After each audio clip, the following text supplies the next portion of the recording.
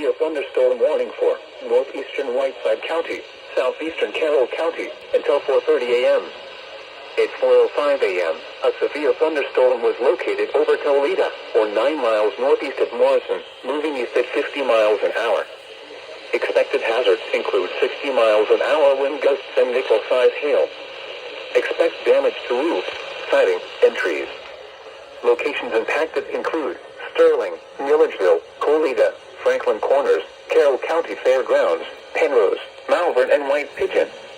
Take cover now.